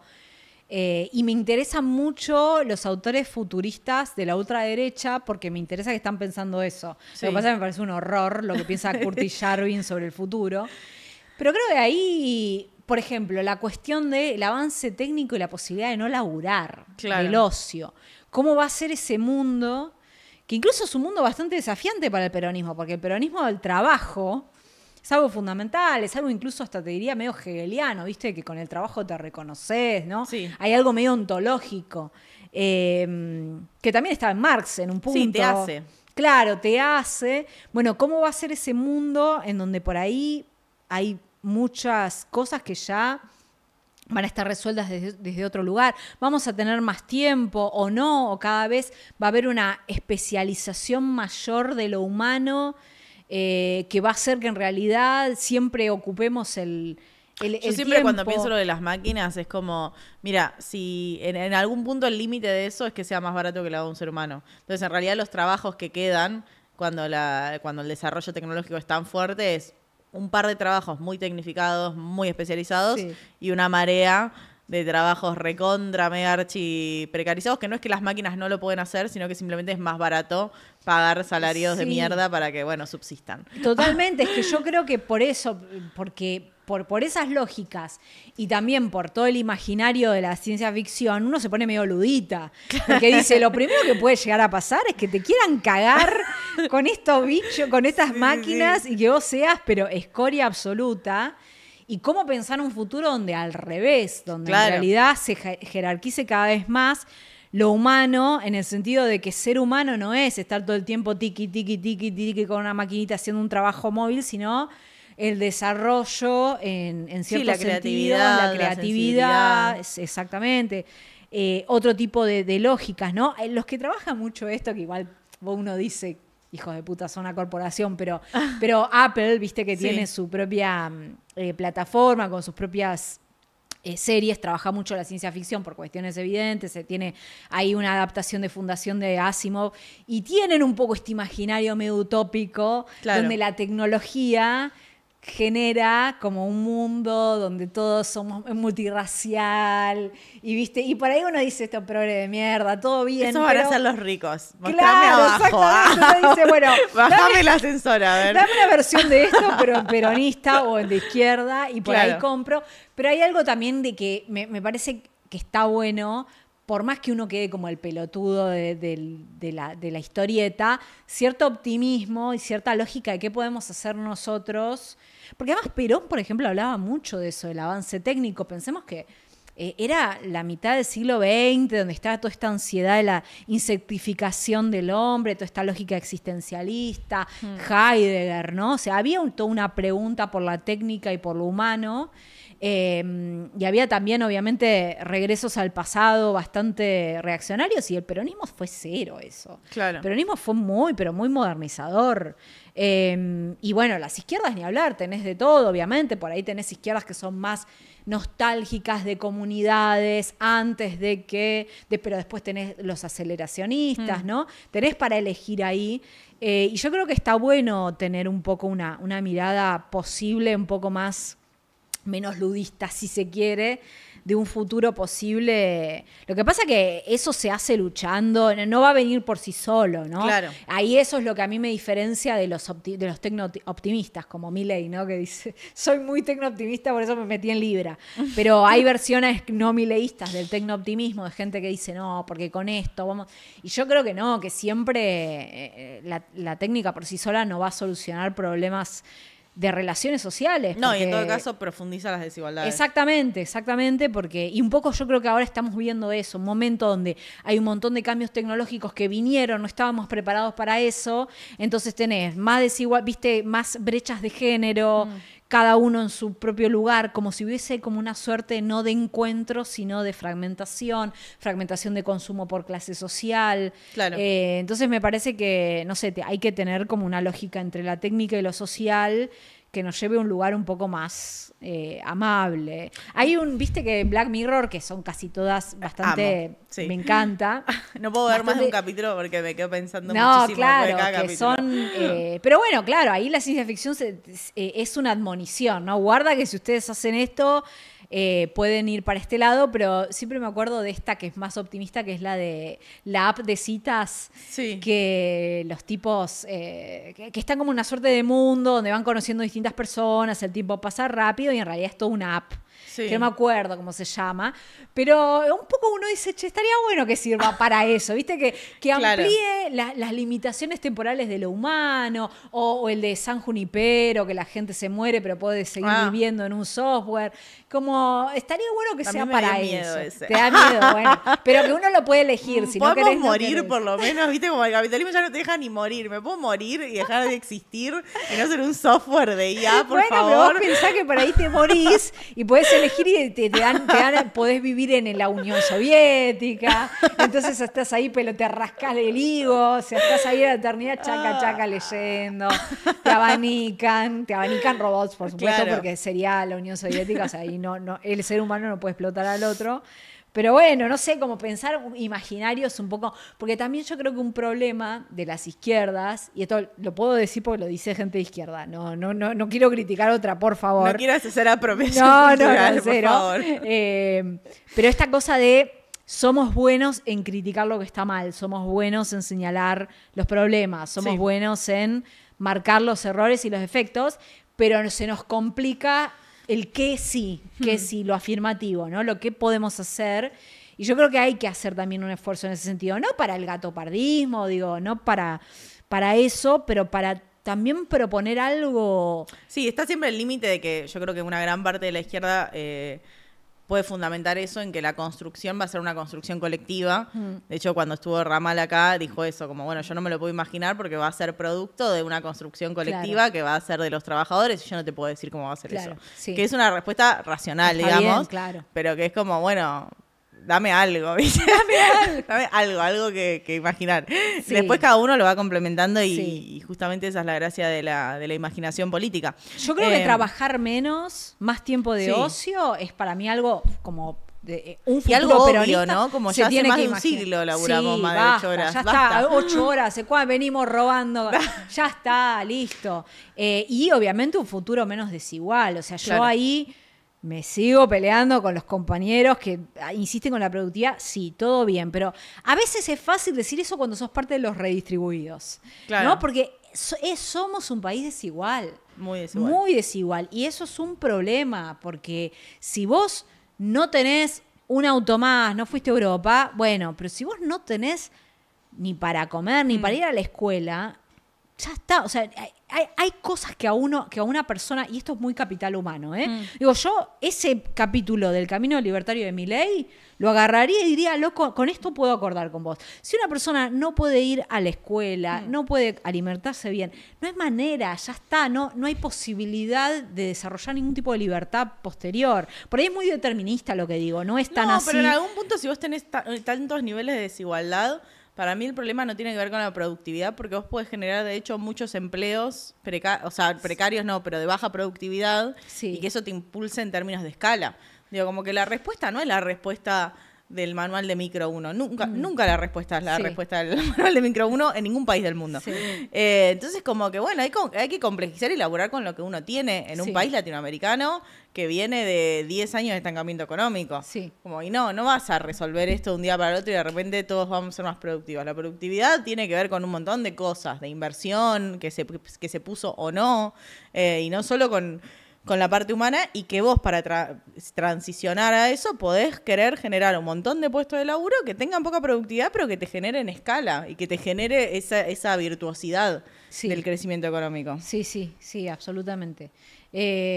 Pero bueno, qué sé yo, también, viste, es el problema, estamos en un momento difícil, esto que decíamos de China, viste, cómo por ahí puede ser un espejo para las élites políticas, decir, bueno, estas libertades y toda esta cosa republicana, pañi, bueno, no es tan importante. También aparece ese espejo de, bueno, para crecer así económicamente le tenemos que pagar a los empleados mango con 50, claro. Viste, como que empiezan todos esos espejos problemáticos de, bueno, entonces si Argentina quiere crecer económicamente, que te lo dice, no te lo dice solo Milei. No. Lo dicen los economistas de este lado incluso. Bueno, por ahí no hay que tener salarios tan altos. Entonces, bueno, qué sé yo, viste, ahí es como, no sé. Es que hay una dominación de la austeridad. Yo siento que en la región hace 10 años que hay austeridad, por gobiernos progresistas o no. Pero la lógica es la lógica del ajuste constante, de achicar, de empeorar los servicios públicos y aumentar la deuda. Lo ves en los gobiernos de todos los colores. Entonces es como, a mí lo que me preocupa desde el lado económico es como, no se nos cae una idea de una alternativa, claro, de algo que tenga que ver con, perfecto, ¿querés tener superávit fiscal? Me encanta, tengamos superávit fiscal. Hay que cobrar a los ricos. ¿Cómo hacemos para cobrar a los ricos? Que no es algo que lo piensa Latinoamérica, lo piensa Estados Unidos, lo piensa Europa. Alemania, es un problema a nivel internacional, y en ese sentido, y ya como para ir, te voy soltando y liberando, pero como hay algo que, bueno, yo vengo no de cuna, pero sí de una formación de izquierda. Entonces, como yo siempre pienso todo en escala nacional y global, y por ahí no me cuesta tanto porque la izquierda es como internacionalista. Claro. ¿Cómo lo pensás ese internacionalismo desde el peronismo? ¿Sos como de Moreno, de que hay que peronizar el mundo? ¿O lo pensás más con características nacionales? Yo creo que el mundo ya está peronizado. No, yo creo que no. Ellos no lo saben. Ellos no lo saben, pero aún así lo hacen, como diría Marx. No, yo creo que, a ver, y yo creo que vas a estar de acuerdo conmigo, cuando se cae el muro, todas las izquierdas abrazan algunas ideas medio welfare state. Sí. Porque es medio lo que tenés, es lo que podés hacer. Hay una nostalgia que es comprensible de esos momentos. Los yanquis con los comunistas, muchos comunistas yanquis están con el New Deal y con que vuelva eso, porque realmente los trabajadores estaban mejor. Entonces me parece que hay algo de esa peronización en el sentido de que, bueno, ya no tenés la posibilidad de una propuesta comunista o socialista que sea como la que fue la Unión Soviética, ¿no? Y los comunismos realmente existentes que vos tenés hoy son o que están ahí tratando de sobrevivir como pueden, o China, que... Sí, socialismo con características chinas, nadie entiende qué es. Nadie entiende qué es. Entonces me parece que hay algo de peronización del mundo en ese sentido, porque vos lees a Perón hoy, y es un tipo que está a la izquierda de un montón de cosas, pero no porque Perón era de izquierda, sino porque el mundo se corrió a un lugar tan neoliberal, tan anti-intervención estatal, tan anticomunidad o anticomunitarista, que bueno, el tipo ahí quedó como por un cambio histórico.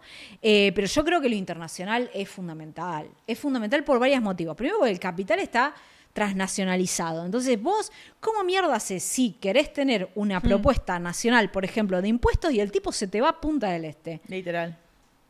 No hay manera. Entonces ahí vos tenés un problema. Sí, podás tener, como dice Moreno, cuestiones con los que tienen que estar acá, en el suelo, en la soja, ok. Pero después hay otros capitalistas que son nuevos, que son más novedosos, que son una nueva élite, que es la que más banca a Milei. Porque vos fijate, medio que el campo como sujeto político, viste que ya no es como en el macrismo o en el kirchnerismo. Tampoco Milei es uno de ellos. Que Macri sí era uno de ellos. Claro. Y tenés, sí, a Galperín, Pierpaolo. Entonces, el capital está transnacionalizado. Nuestra relación con la política y la cultura está transnacionalizada. O sea, todo lo que es libertarianismo es alt-right, starter pack, imperio romano. O sea, no hay nada nuevo, es todo antifeminismo. Los mismos chistes, es una reacción conservadora. Los memes, está bien, todo se acriolla, hay elementos nacionales, pero no hay manera ya en los modos de producción y en el contenido de lo que te llega de poder pensar en una cultura estrictamente nacional sin ningún tipo de elemento. Fíjate, los nacionalistas argentinos son trampistas. Sí. Es como un nivel de paradoja que tenés que ser muy tonto para no darte cuenta. Y además, cualquier tipo de avance de la clase trabajadora va a tener que tener escala internacionalista de que realmente las personas que queremos a nivel global otro tipo de configuración para que las mayorías estén mejor, para que no desaparezca la clase media, y vamos a necesitar realmente una movida como la que tiene la ultraderecha. Claro. Yo no me imagino una respuesta a la ultraderecha que sea diferente en términos de una cosa más sui generis. Me parece que esa cosa, incluso fíjate, el kirchnerismo tampoco lo era, porque también era algo global, era, no global, sino pero era regional. Parte de una ola era parte de una ola. Era parte de una ola del no al ALCA, que a su vez también se alimentaba de cierta cosa un poquito más europea. Ya, o sea, había ahí una cuestión y me parece que va a ser bastante así. Para que tenga fuerza, me parece que va a tener que tener como una suerte de plus internacionalista.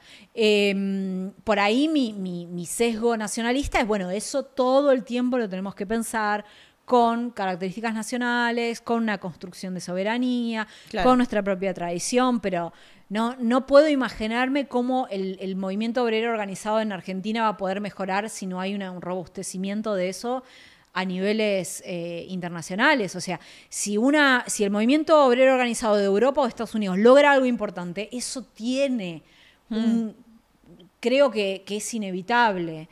Así que sí, es un nacionalismo internacionalista el mío, es paradójico. Sí, después creo que hay cosas que es un poco lo que siempre se le criticó y que incluso la propia izquierda en los 60 le criticó a la izquierda de los 40 y los 50. No pensaron el problema del imperialismo y no pensaron en una protección un poco más nacionalista. Yo me siento más cerca de esa izquierda, en todo caso, de esa izquierda más nacionalista, y yo creo que la izquierda acá, yo le escucho a Miriam Bregman y tiene esa sensibilidad, no es que dice...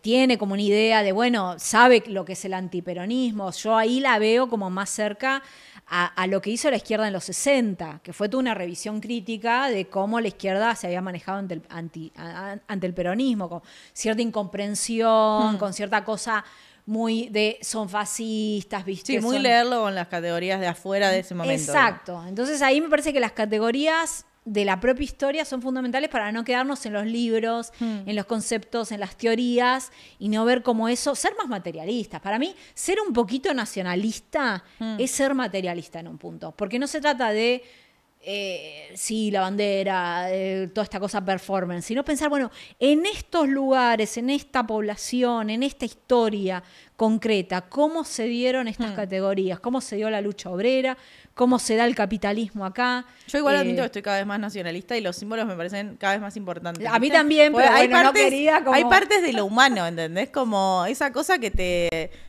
son los colores de tu bandera y que te mueve o no te mueve. Y que también que Milei sea tan cipayo y tenga tanto desprecio por nuestro país y por su historia, es como que te toca un gen nacionalista, que decís como, bueno, y que es algo de... A veces yo siento que la izquierda peca de una cuestión muy racional extrema, y es como, bueno, eso no es importante porque no tiene que ver con la... Y tiene que ver con lo humano, que es eso, que hay parte que de elijo creer y de cuestiones de la cultura argentina, que no sé si están bien o están mal, son y que está bien que te dé orgullo que sean y ser parte Sí. de ese país y sentirte parte de esa comunidad. Sí, y además yo creo que es una oportunidad en términos más racionales o estratégicos de que nuestra ultraderecha sea cipaya, porque vos Total. imaginate tener esos sentimientos y estar con una ultraderecha que de repente ama su país, toma más, que entendés, como que habla bien Sí, de lo tiene nuestro. idea de quién es San Martín. Y te querés, claro, y te querés matar porque decís, ¿cómo lucho contra esto que es mucho más difícil? Así se debe sentir la izquierda en Estados Unidos. Total. Con un tipo que está todo el tiempo hablando bien del propio país, está bien, obviamente que no de los negros, y etcétera, pero y con gente supremacista blanca y todo, pero bueno, debe ser más difícil. Un tipo que está todo el tiempo diciendo, che, el laburante, el redneck, el que no tiene nada, es un tipo que vale. Y vos, viste, te tensiona. Acá tenemos la oportunidad de que no, que tenés un tipo que está en cualquiera en ese sentido y que te Tiene dejó un cuadro a de vos. Margaret Thatcher, o sea, no, yo pensé que nunca iba a pasar eso. Totalmente, que bueno, es verdad que también puede pasar que a veces las personas, lo que hablamos siempre, no compran todos los paquetes y pueden ser nacionalistas y a la vez ser libertarios, bueno, pero es una oportunidad para que nosotros también ahí tomemos esas cosas que son muy, que Milei está tan en contra y digamos, por acá es algo que simbólicamente es potente y que nos sirve. Y por supuesto no dejar las otras banderas internacionalistas, digo, desde ya, pero darle mucha importancia a eso, como también para hablar de algo que lo que decís vos, la sensibilidad, que Claro. por ahí al peronismo no le cuesta, porque el peronismo es, viste, Es una identidad ante es todo. una identidad, apela a la realidad efectiva, qué sé yo, pero yo creo que la izquierda es materialista. Y el materialismo también es entender ese tipo de sensibilidades y populares y conectar con eso en un punto. O por lo menos no pelearse. Yo creo que eso también es fundamental. Claro. ¿Viste? Yo por eso cuando vi, con todas las diferencias que tenemos entre tradiciones, pero viste, cuando yo vi cómo la izquierda actuó ante lo de Cristina, digo, viste, hay algo que a mí me pone bien en el sentido de que hay una lectura que no es la típica lectura gorila, viste, de estar entendiendo dónde pasa el poder.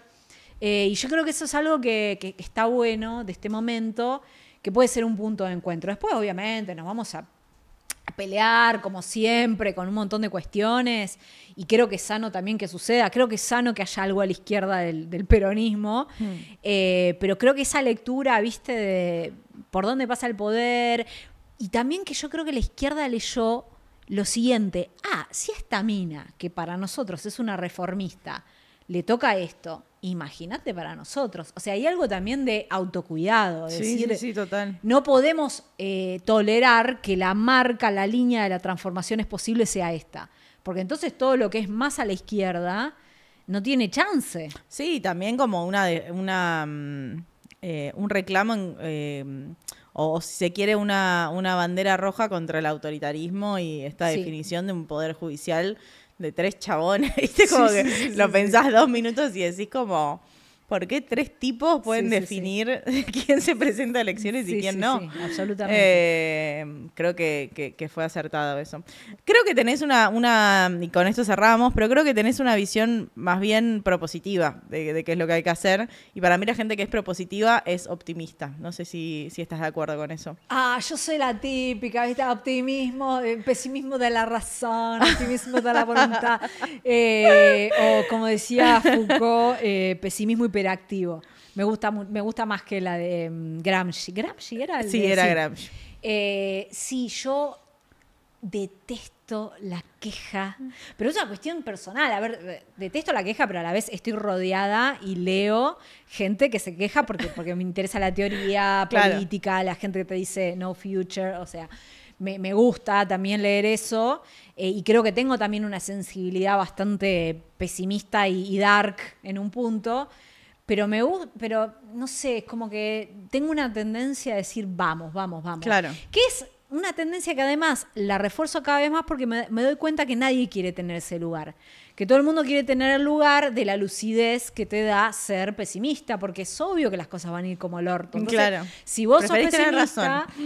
Claro, y yo creo que fui bastante pesimista en el umbral de todo esto, cuando estaba en el grupete de los que eran muy pocos peronistas, había mucho más gente de izquierda que decía no subestimen a la ultraderecha, nos van a cagar, esto está creciendo, se viene negro, ¿viste? Entonces ya creo que ya como que agoté mi no es por acá en ese momento umbral.